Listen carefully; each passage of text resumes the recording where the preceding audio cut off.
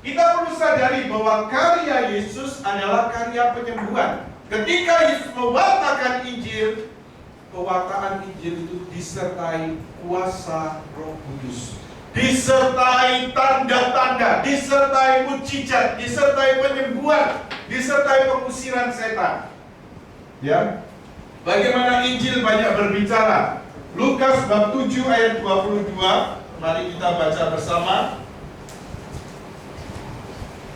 Lukas bab 7 ayat 22. Jadi ketika Yohanes Pembaptis mendengar dari penjara, mendengar tentang Yesus, orang menyatakan bahwa dia ini Mesias. Tetapi dia masih ragu-ragu. Karena itu dia mengutus murid-muridnya untuk bertanya sendiri kepada dengar. Orang buta melihat, orang tuli mendengar, orang bisu berbicara, orang lumpuh berjalan dan sebagainya. Dengan menyatakan ini, Yesus mau menyatakan apa? Bahwa dia sungguh-sungguh adalah Mesias yang diutus oleh Allah. Ya. Kemudian kita Anda baca sendiri ya, saya ambil yang poin-poin penting. Matius bab 4 ayat 23, Matius bab 8 dan bab 9 banyak berbicara tentang penyembuhan-penyembuhan, pengusiran setan yang dikerjakan oleh Tuhan Yesus. Matius bab 15 ayat 30, Matius bab 12 ayat 28. Nah, sekarang kita lihat poin yang penting di sini.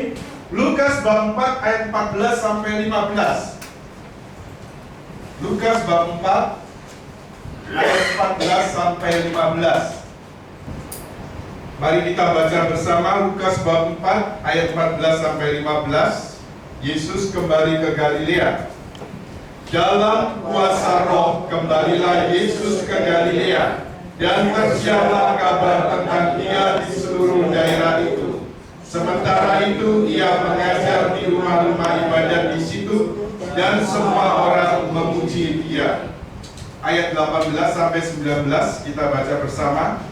Roh Tuhan ada padaku, oleh sebab ia telah mengurapi aku untuk menyampaikan kabar baik kepada orang-orang miskin, dan ia telah mengutus aku untuk memberitakan pembebasan kepada orang-orang tawanan dan penglihatan bagi orang-orang buta, untuk membebaskan orang-orang yang tertindas, untuk memberitakan tahun rahmat Tuhan telah datang. Mungkin menjadi bahan perenungan kita, pertanyaan kita. Yesus adalah Putra Allah, pribadi kedua dari Allah Tritunggal Maha Kudus. Sebagai Allah, Yesus sungguh-sungguh Allah, Yesus sungguh-sungguh manusia. Yesus 100% Allah, Yesus 100% manusia. Nah, sebagai Allah, dia seharusnya bisa melakukan segalanya. Juga melakukan penyembuhan-penyembuhan tadi. Menciptakan aja bisa, apalagi menyembuhkan. Tetapi dari teks Injil yang baru kita baca, Yesus melayani dengan kuasa Roh Kudus, ya. Dalam kuasa Roh. Lalu kemudian Tuhan mengatakan, Roh Tuhan ada padaku. Yesus melakukan semua pelayanan pewartaan Injil, penyembuhan-penyembuhan, pengusiran setan, mujizat-mujizat, semua dia lakukan apa? Dalam kuasa Roh Kudus.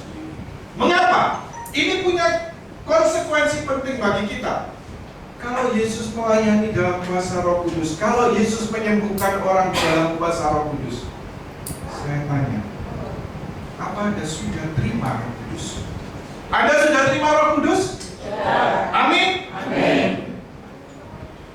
Kalau Anda sudah terima Roh Kudus, Roh Kudus yang sama yang tinggal di dalam diri Anda, Roh Kudus yang sama yang ada pada diri Yesus, yang menyertai Yesus, yang tinggal dalam Yesus, dan sekarang tinggal dalam diri kita. Roh Kudus yang sama dapat mengerjakan penyembuhan. Amin. Amin. Roh Kudus yang sama dapat mengerjakan mujizat. Amin. Amin. Roh Kudus yang sama dapat mengusir setan-setan dalam nama Yesus. Amin. Amin. Ini konsekuensi yang penting bagi kita murid Kristus. Siapapun bisa dipakai Tuhan, karena bukan kita yang melakukan itu semua. Bukan kita sang penyembuh. Sampai sadar, saya katakan siapapun di sini bisa dipakai Tuhan. Bahkan mungkin kalau ada memang satu panggilan digerakkan Tuhan untuk melayani penyembuhan dan sebagainya sampai seperti level Benny Hinn gitu ya. Tapi perlu kita ingat, kita tetap bukan apa-apa. Yang menyembuhkan adalah Yesus di dalam kuasa Roh Kudus. Roh Kudus yang sama, yang menaungi, yang tinggal dalam diri kita, yang melakukan pekerjaan-pekerjaan Yesus melalui kita. Ini satu konsekuensi yang penting. Dan kemudian perutusan Yesus, pewartaan Injil yang disertai tanda-tanda dan kuasa Roh Kudus ini, kemudian Yesus juga mengutus para muridnya, mengutus gereja untuk melakukan pewartaan Injil. Matius bab 10 ayat 1. Mari kita lihat Matius bab 10 ayat 1 bersama-sama. Sekali lagi, Yesus memanggil ke-12 muridnya dan memberi kuasa kepada mereka untuk mengusir roh-roh jahat dan untuk melenyapkan segala penyakit dan segala kelemahan. Ya. Sekarang Matius bab 10 ayat 7 sampai 8. Jadi bagaimana para murid diutus mewartakan Injil disertai kuasa untuk mengusir setan dan menyembuhkan, melenyapkan penyakit dan kelemahan. Matius bab 10 ayat 7 sampai 8. Matius bab 10 ayat 7 sampai 8. Mari kita baca bersama.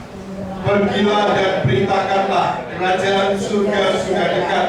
Sembuhkanlah orang sakit, bangkitkanlah orang mati, tahirkanlah orang kusta, usirlah setan-setan. Kamu telah memperolehnya dengan cuma-cuma, karena itu berikanlah juga dengan cuma-cuma.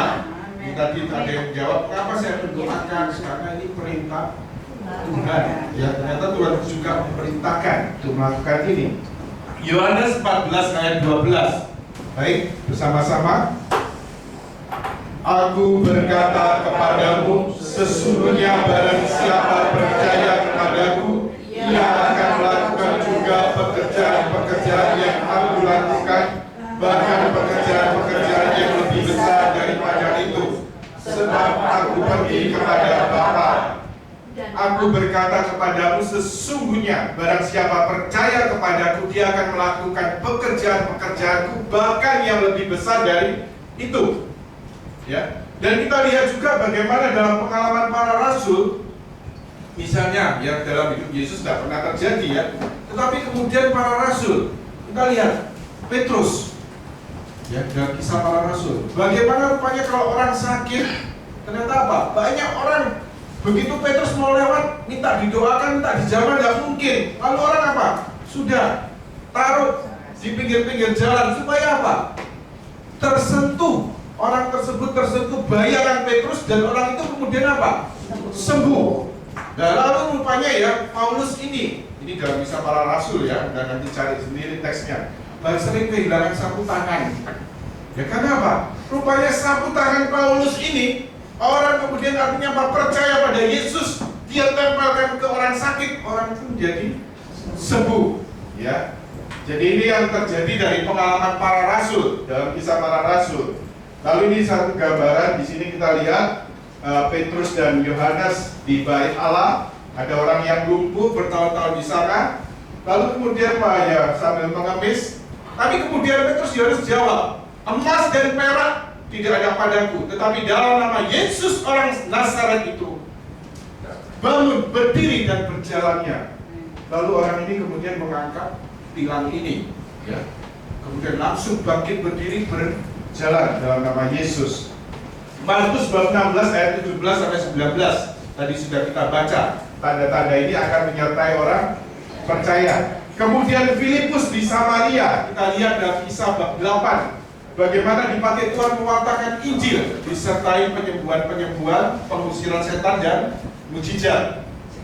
Jadi dalam artinya apa? Dalam perjalanan, jadi ketika Yesus kemudian naik ke surga, bangkit dan naik ke surga, Yesus mengutus para muridnya untuk mewartakan Injil, disertai tanda-tanda dan mujizat. Dan memang sepanjang sejarah gereja, sepanjang sejarah perjalanan gereja sampai saat ini, karunia penyembuhan ini tidak pernah absen. Selalu ada. Mungkin tokoh-tokoh tertentu, ya kalau zaman ini kan banyak. Tadi di gambaran ini kan banyak ya. Jadi lebih, artinya intensitasnya lebih banyak ya zaman sekarang ya, dengan gerakan karismatik yang dikerjakan oleh Roh Kudus zaman ini. Tapi zaman-zaman itu orang-orang tertentu dipakai oleh Tuhan dan orang berbondong-bondong datang mengikuti. Ya percaya pada Yesus, mengalami pertobatan. Pewartaan juga perlu. Artinya apa? Namanya manusia butuh tanda. Enggak? Kalau kita semua bisa menjawab seperti yang dikatakan Yesus, berbahagialah yang tidak melihat namun percaya. Tetapi kenyataannya apa? Kita seringkali seperti Thomas, setelah melihat baru percaya. Lebih-lebih dunia dewasa ini membutuhkan tanda kehadiran Allah, tanda bahwa Yesus hidup. Karena itu sungguh-sungguh dibutuhkan karunia penyembuhan. Ada satu perenungan yang boleh waktu itu, tadi saya katakan 96-97 saya waktu itu diberi kesempatan untuk boleh mengikuti kebangunan rohani dari Pastor Emiliano Tardif NSC tadi. Tapi sebelum acara kebangunan rohani sore, tempatnya di Jakarta, Hotel Granada. Tapi sekarang kita kenal sebagai Balai Sartini. Tapi kemudian siangnya sebelum kita ikut kebangunan rohani itu, kita kemudian melihat pameran komputer di Senayan. Jadi tempatnya kan dekat ya, Senayan dengan Balai Sartini juga dekat.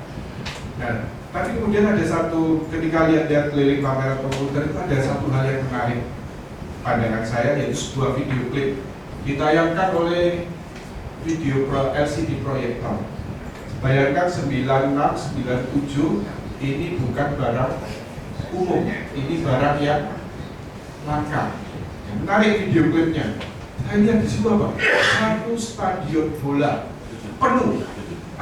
Zaman itu bukan zamannya Korea ya, tapi masih musik rock.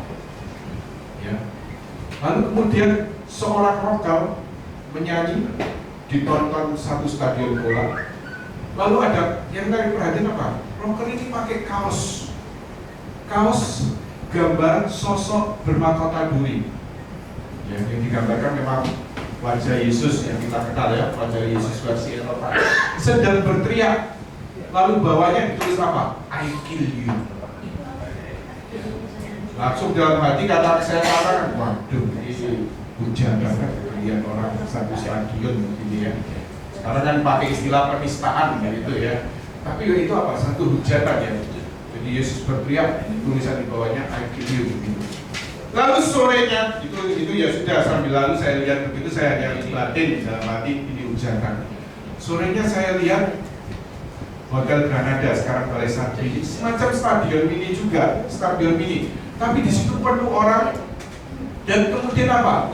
Allah menyatakan suatu kebangunan rohani melalui hambanya, yaitu Pastor Emiliano Tardif. Dipakai Tuhan menyatakan dalam pengetahuan. Waktu itu saya juga, puji Tuhan, saya dijamai. Ada seorang yang dijamah Tuhan pada bagian telinga.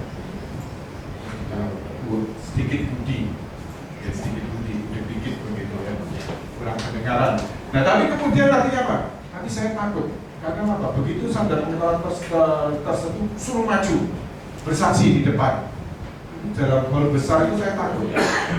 Tapi ternyata kemudian berulang lagi. Di sini saya tetap merasa dia lewat sabda-sabda itu. Orang lumpuh berjalan semua langsung disuruh bersaksi maju begitu ya. Sampai kemudian juga ada yang dijawab bersaksi maju, bersaksilah. Semakin takut. Waktu itu beruntut karena dia peranakan sakramen Maha Kudus begitu pemberkatan. Waktu itu beruntut tambah takut ya. Sampai setelah sabda-sabda pengetahuan itu kemudian sudah mulai semakin rendah begitu, semakin sedikit. Lalu saya tetap merasa ada seorang yang disembuhkan Tuhan dari gangguan pendengarannya, sekarang maju dan bersaksilah. Akhirnya apa? Gak kuat lagi. Gak kuat lagi, akhirnya saya muncul ya istilahnya. Belum gak bersaksi, saya dijamah oleh